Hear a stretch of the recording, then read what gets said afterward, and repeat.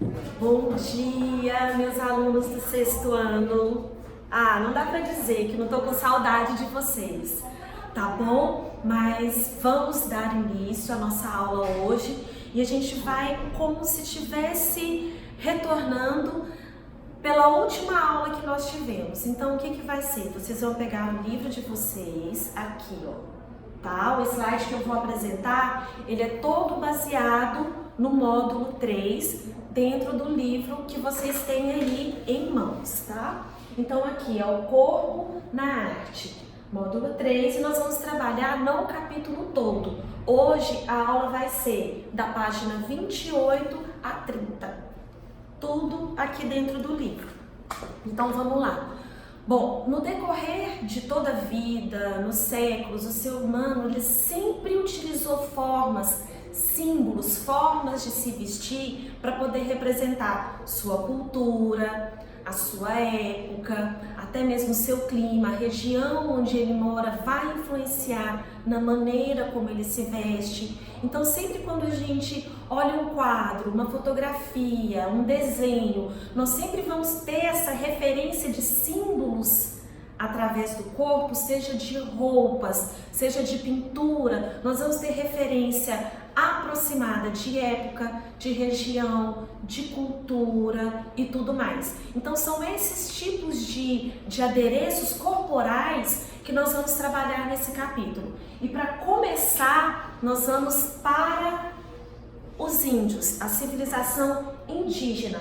De que maneira a pintura corporal indígena representa o dia a dia, os costumes que eles têm. Então eu vou falar para vocês, em primeiro, tipo de materiais que eles utilizavam para poder fazer a pintura, o que essas pinturas representam, que pessoas da tribo indígena utilizam determinados tipos de pintura, quando que eles utilizam. Então são essas características da pintura indígena que nós vamos ver aqui nos slides. Então nesse daqui, o que é mais comum nós vermos sendo representado nas pinturas? São cascos, peles de animais. Eles se inspiram muito na natureza. Os materiais que eles utilizam são extraídos da natureza. A inspiração dos motivos que eles pintam são também da natureza. Cascos de tartaruga, pele de cobra, o couro do jacaré, são sempre motivos que eles utilizam para fazer esse padrão geometrizado em suas pinturas. Mas eles utilizam essas pinturas principalmente em festas, às vezes para caçar, para poder se camuflar ali na região da mata, onde ele vai se adentrar para poder caçar. Ele utiliza também algum tipo de pintura. Festas comemorativas, rituais, batalhas, sempre tem uma representação através da pintura para eles poderem estar utilizando no dia a dia. Hoje os índios da nossa atualidade, eles procuram manter a sua cultura. Então eles têm mais recursos para poder utilizar ao fazer a pintura corporal. Mas na época, como eu falei, eles extraíam sempre da natureza. As cores, preto e vermelho. Por que essas cores? Porque eram as cores mais facilmente encontradas na natureza. O vermelho era extraído duro com uma fruta, e o preto, que na verdade é um azulado bem escuro que se aproxima do preto, que era extraído da fruta do genipapo. Então eles sempre utilizavam frutas, plantas, o carvão também para poder fazer as pinturas. As penas, inclusive, elas também eram extraídas de animais. Eles não matavam os animais para poder extrair as penas. Eles retiravam de animais mortos e muitas vezes tingiam essas penas para poder ter uma gama maior de cores. Mas normalmente não, eles utilizavam a pena também de forma natural. Então aqui, continuando, então vocês podem observar que sempre as cores que predominam são essas, as vermelhas e as pretas. Os adereços que eles utilizam nos dias de hoje, eles possuem mais recursos como as miçangas para poder se enfeitar, mas antes utilizavam cordas, como eu disse para vocês, as penas, os cipós, tudo extraído da natureza e sempre com o intuito de estar representando a sua tribo. Então é como se fosse a identidade de uma tribo. O chefe da tribo tinha um determinado tipo de pintura. Aqueles que eram casados representavam um determinado tipo de pintura. Aqueles que iam sair para caçar procuravam se pintar mais. Aqui mostra assim nas imagens dos rituais indígenas. Então eles sempre se pintavam, sempre se vestiam, sempre colocavam adereços para poder fazer alguma comemoração em seus rituais. Eles muitas vezes se representavam em forma de círculo. Eles cantavam, eles dançavam, os instrumentos que eles utilizavam na maior parte eram os tambores, os chocalhos, também utilizando elementos da natureza. Então a música, a dança sempre foram elementos completamente presentes na cultura indígena. Outros exemplos de rituais. Aqui a gente já vê a pintura indígena representada nos dias de hoje para poder comemorar datas representativas. O Dia do Índio, por exemplo, em muitas regiões é lembrado de forma comemorativa. Então vem essa imagem para vocês verem como que o índio se mantém presente na nossa cultura também nos dias de hoje. As batalhas indígenas, então utilizavam elementos simbólicos corporais, a pintura corporal, sempre em datas específicas, inclusive nas batalhas. A caça, os elementos, os materiais, as ferramentas que eles utilizavam para caçar, principalmente o arco e a flecha, produzidos por eles próprios, por pessoas da tribo, utilizando ali madeira, ossos, pontas afiadas de pedra ou madeira para poder fazer as suas ferramentas para eles caçarem, para se alimentarem e sobreviver. Agora, de que maneira a pintura indígena é importante para nós na nossa atualidade? Porque além de hoje termos como registro a pintura indígena feita por artistas que chegaram aqui no Brasil no período da colonização e que encontraram aqueles nativos indígenas que viveram aqui no Brasil, essas pinturas hoje possibilitam com que a gente tenha conhecimento de como era naquela época. Um período em que não existiam máquinas fotográficas, não existia outra forma de gravar a vida, o cotidiano, os costumes daquela época. Então, graças a alguns artistas que registraram a cultura indígena através de pintura e de desenho, nós temos conhecimento hoje de como era no período da colonização. Essas pinturas representam o dia a dia dos índios. Aqui mostra uma batalha, eles estão defendendo o território deles. Aqui outras situações históricas também que representaram a maneira como os índios se defenderam, cultivaram a sua terra para poder se alimentar, sobreviver. Então aqui mostra um artista que fez aqui um navio atrás, os portugueses chegando, e aqui as canoas dos índios, a maneira como eles receberam os imigrantes que foram chegando, os colonizadores que foram chegando aqui no Brasil. E o interessante é que mostra também a vegetação, como era na época, por onde eles chegaram, como era o início do Brasil na época da colonização. Aqui também mostram batalhas entre índios e colonizadores para poder manter o seu território. Então é isso, pessoal. Os índios, a respeito da pintura indígena, elas são completamente simbólicas, representando o seu dia a dia. Agora, vamos para a pintura corporal mais na nossa atualidade.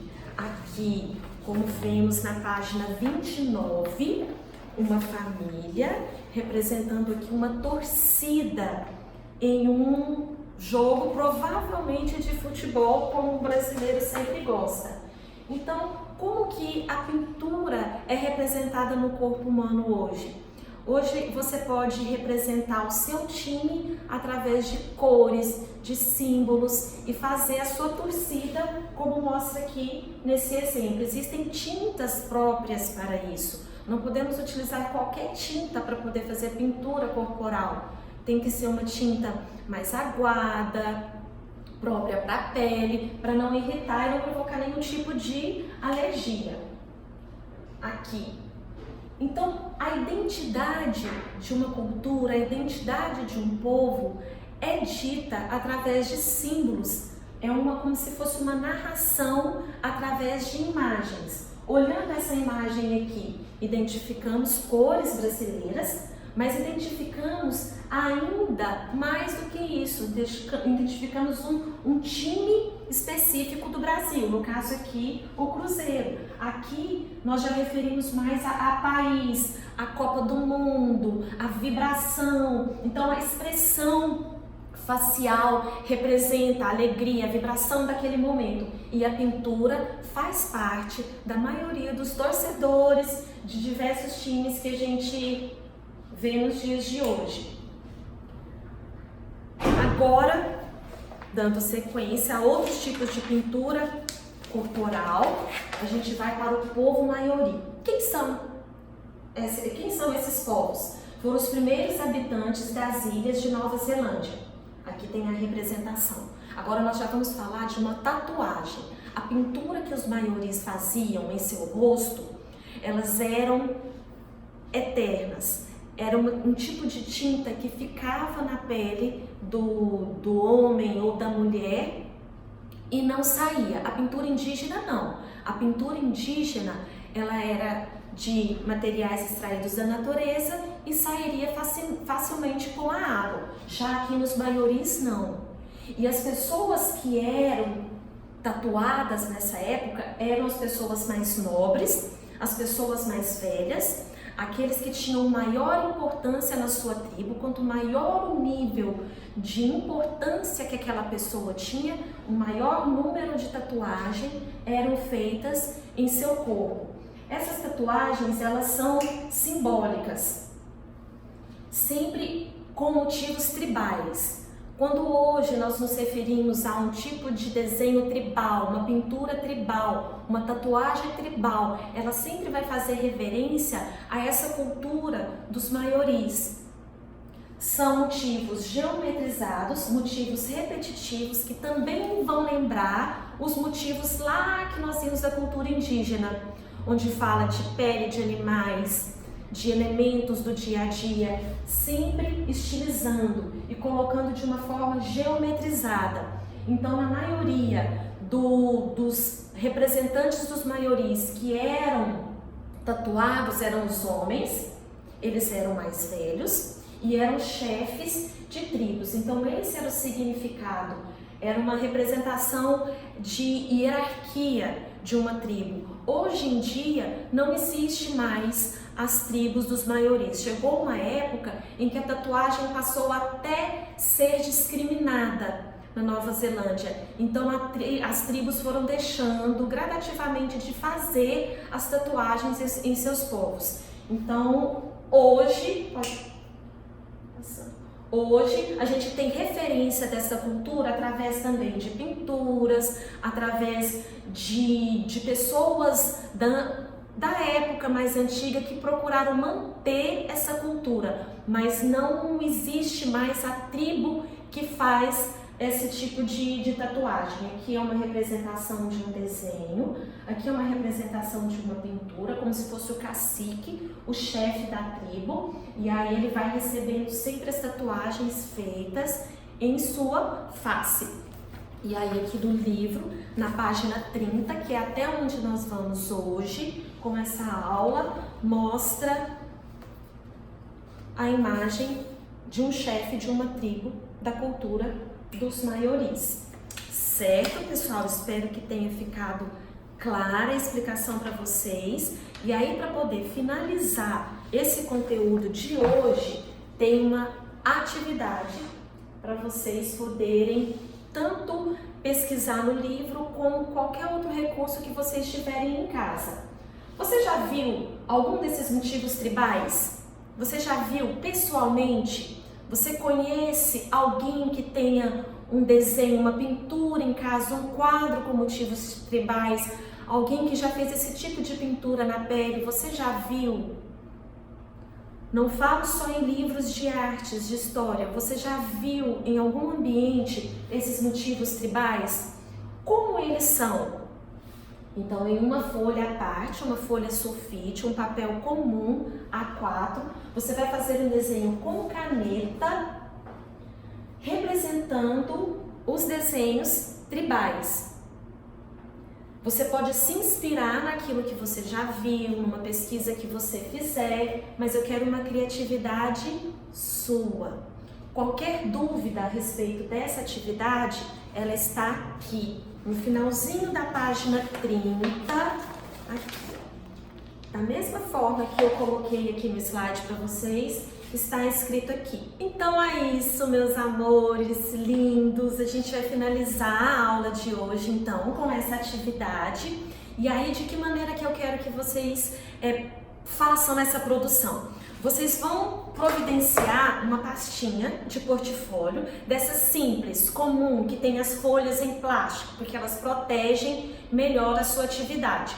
Vocês vão, no decorrer dessas aulas que a gente vai tendo, dessas dinâmicas, vocês vão arquivando esses trabalhos, esses desenhos, coloquem a data, a página, o módulo, vão arquivando, porque quando nós retornarmos às nossas atividades normais, que eu espero que seja breve, aí sim, em sala de aula nós vamos apresentar esses trabalhos, nós vamos expor esses trabalhos, então não deixem para fazer depois. A cada aula, terminando essa aula, já começa a providenciar o seu desenho, que esse desenho também leva um certo tempo, uma criatividade para você poder elaborar e finalizar. Então não deixem de fazer, vão fazendo, vão arquivando, guardando nesses portfólios, tá bom? E logo logo estaremos juntos para poder apreciar esses trabalhos de vocês. Um beijo, meus amores, fiquem com Deus e se cuidem!